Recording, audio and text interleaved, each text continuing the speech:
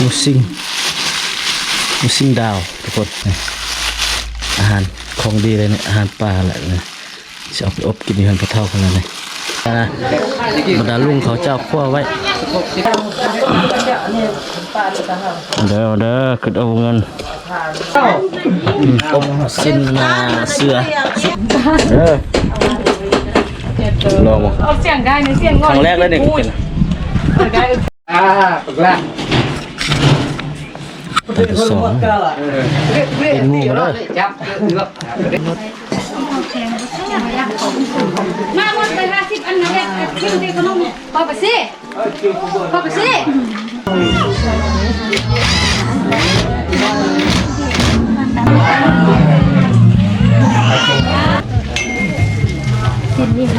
มาเอาบุญเอาสิ้นน้ำกันทานเมื่อนี้มือดี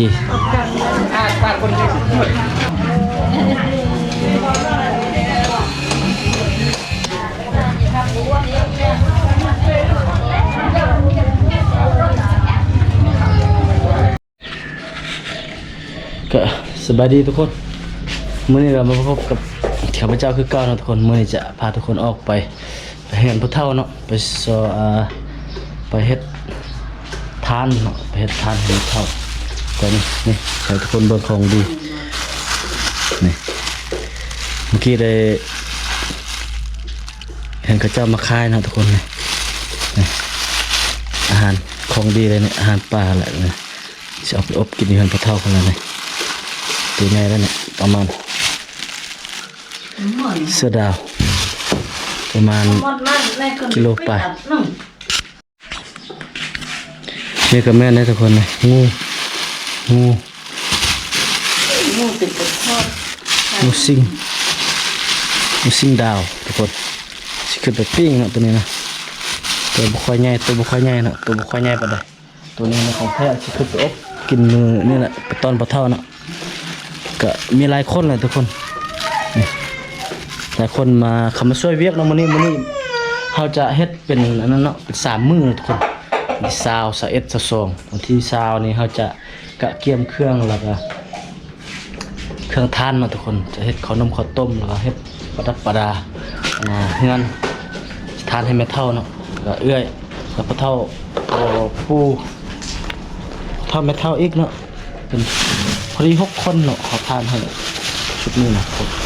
บรรยากาศเป็นอะไรครับไปเบิ่งน้ำกันเนาะทุกคนเนาะไปดูน้ำกันตัวนี้ก็กะเกียมขึ้นไปเพราะว่าไม่ยิ่งไม่ยากเขาเจ้าก็ขึ้นไปมาแล้วเนาะแค่เนี่ยแต่ค่อยสิเอาอันนั้นจักขึ้นไปจะขึ้นเนี่ยไปเนาะนี่แซ่บเลยทุกคนมาแซ่บกันเด้อมื้อนี้เด้อโอ้คันดีแท้ไก่ตีงามเลยไปทุกคนใส่เลย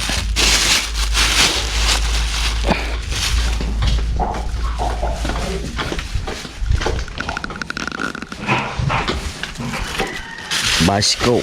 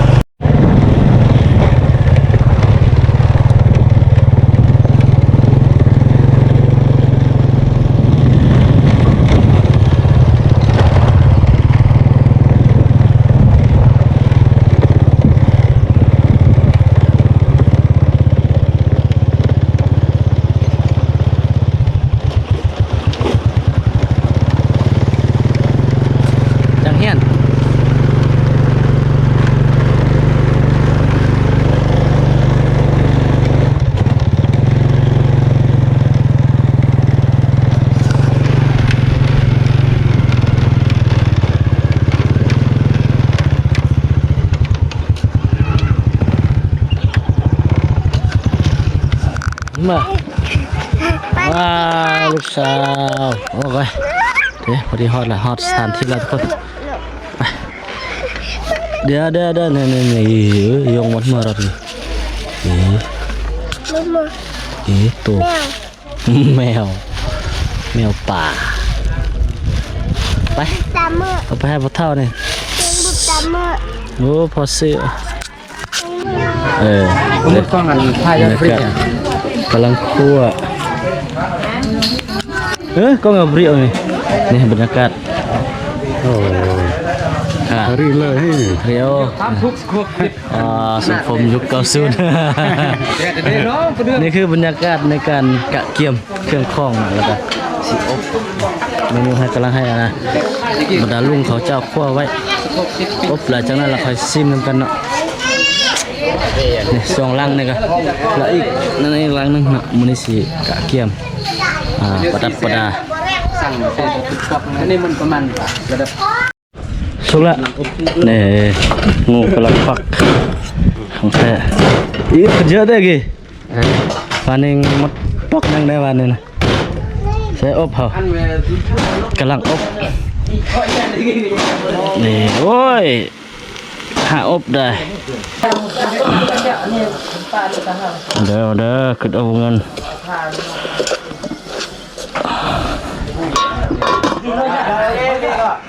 อบเงินแล้วนี่ราคามาราคานี่แกมงูมาเมื่อกี้พี่จะสามแล้วเอาบ่เอาย่างมาโซฟาจับสามเมตรหลังคนได้แล้วมึงงูเถยมัดอมเกียมรอเย็นเลยนี่ปูเนาะเล็กๆเด้อมื้อแลงสิได้ล้านเด้อบุก10,000เลยเด้เต็มเต็มบุญไปสวรรค์วันเด้อสิกินน่ะจบเลยโอ้ยสาจิตเบียร์ตะไทยจิตนับรองยังไก่นับรองยังเบียร์นะเราจะไทยเลยนะมันห้าตลอดมาเลยยงเสียงเยอะมากกรูเลยมาเด็ดย่อยจะเรามันตากนี่เราสารพุ่มนะคือเล่ามันมีดียังมาสารพุ่มปกละสองเป็นงูมาเลยจับเลือกเด็ดเอาเลยนะเรียบร้อยอมสินเสือสุกแล้วบัดนี้โอเคแล้วบัดนี้พร้อมเสิร์ฟเด้อนี่แค่ละซาร์ไม่ละลายมาถ่ายมาจะทานมากินกันแม่ข้าวกันแม่มาจะส้มโดดมาเขาเลยของดีมีน้อยแล้วเอาไปได้เหมือนกันลองเอาเสียงได้ในเสียงงอนครั้งแรกเลยเนี่ยกินเอาไก่แซ่บดอกบิโอครับแบ่งมาเฮ้ยเนี่ยโอ้จนก็เงี้ยอันนี้เนาะรอดพูดเลยเห็นไหมเราเข้าเกี่ยวจะมายัดลักสิบอันมือกันบุญญาดินนะจะสังคมพานเนาะเราเคยมาเราบุญสังคมพานเนาะลำมาเลยครับแก้วอะไรเจ๊โอเคอีกมาตุยมาแก้วอย่างนี้ครับเราก็มาแล้วแมวปลาคักลื่นเกือบขึ้นใจตุยไหนนี่ทานแมวนี่เนี่ยมันแล้วมาบ่อันกระร่างสุดแล้วมีน้อยกว่ากินน้อยมันมีน้อยยังไงเขายุ่งบนเดนบัวสู้เขายุ่งมันเลยบัวมาหลายคนนี่มาหลายคนก็จะมาหลายโตเอาให้เขายุ่งบนเดนมาลวดกินเงินก่อนฮะโอ้เราแกข้าวก่อนเชื่อได้นี่แหละของเราคำรักชอบได้เลยนะดิบุ้ยก่อนทูนี่จับตัวมันหันหลับเมย์เลยจะทุ่ง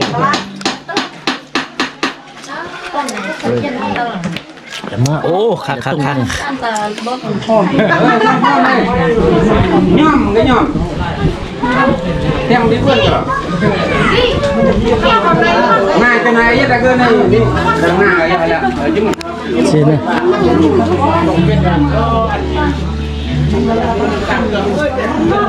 บรรยากาศ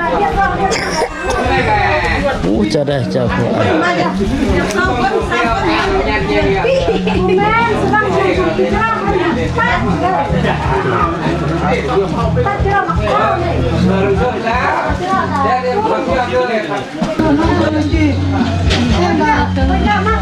ยัง1 2 3 4ยัง4ดอกมีไม่เล่าคอยเด็ดเด็ดอันนี้ให้มาถักเข้าปลังห้างมาแค่เข้าปลังกลางต่างแจ้งหมดอ่ะบางคนก็สิอยากเข้าร้อนเราพวกเราเป็นจุ่มมากเลยมากเลยผู้กินข้าวเศร้าๆไม่ยากเป็นผู้ใส่ไก่แล้วกันกระเบื้องกระเบื้องเส้นเนี้ยต่อมากอ่ะ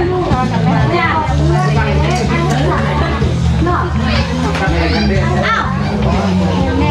จุกอีกที่เข้าอ่ะบังตา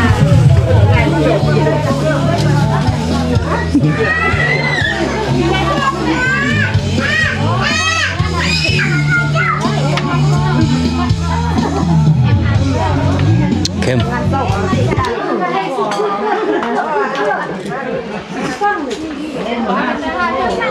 แมงวันเริ่มวิเลยแมงวัน ใส่หัวบังคับแก้มยักษ์ไข่ซุปนี่มันกินมันจะไหวที่เราซื้อก้อนเราย่างตีห้อ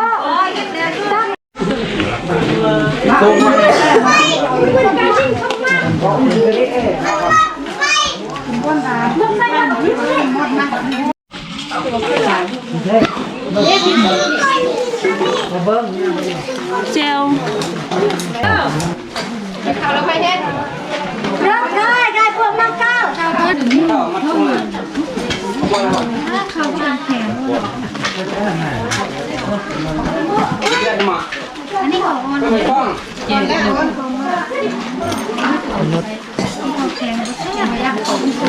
มาหมดไป50อันนะเด็กคิวที่ขนมพอไปสินี่เด็กนั่นนี่คุณไม่ได้หรอกมันกินข้าว3คาบแล้วไก่ต้องย่านเด้อเคยนะนี่แม่เลย สวย ไปถึงแม่ไปถึงแม่เยอะมาเยอะ มาเลยแม่มากินมาเลยมาเยอะ บ่ได้มาก่อนกินข้าวก่อน มาเขารอเลยพ่อ ข้าวกินน้ำก่อน รู้จักไหม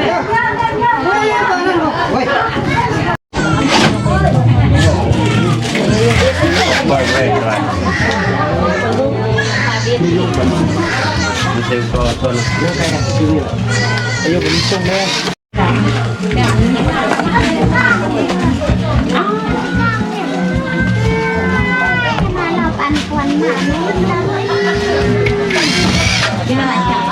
นำพอด มาหมายใจที่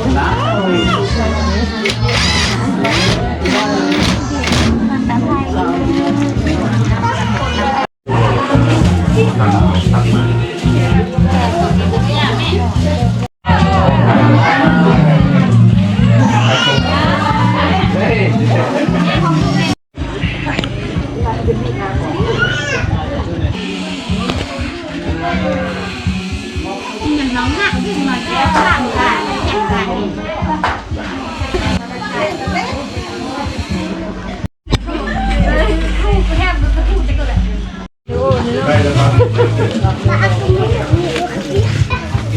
มันอ่ะต้น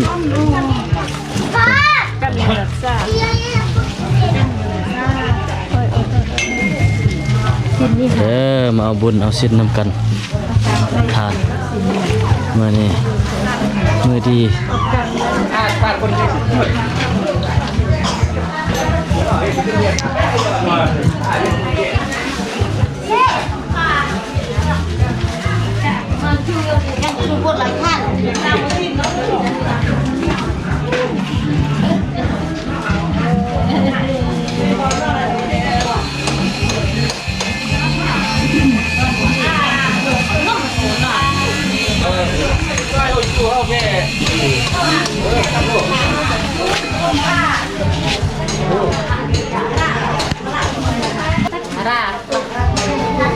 น้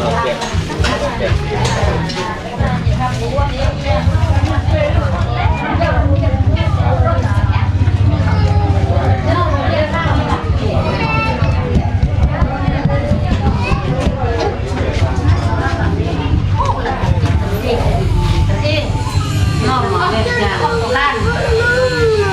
จะรอตะกลางแล้วที่มาหาพี่มือ สวัสดีตอนขึ้นทุกคนหลังจากที่เมื่อกี้นี่ก็ได้ถ่ายทุกคนได้เบิ่งบัดหนึงเนาะทุกคนเนาะบรรยากาศในการกะเกียมเฮ็ดทานเนาะมื้อนี้ก็สิมาพักสิมานอนอยู่เฮือนพระท่านอะไรเนาะมื้อนี้เนาะนี่คือเครื่องกะเกียมสินอนเฝ้านี่แหละทุกคนนี่พอลูกเด็กน้อยเขาก็นอนนี่มาละ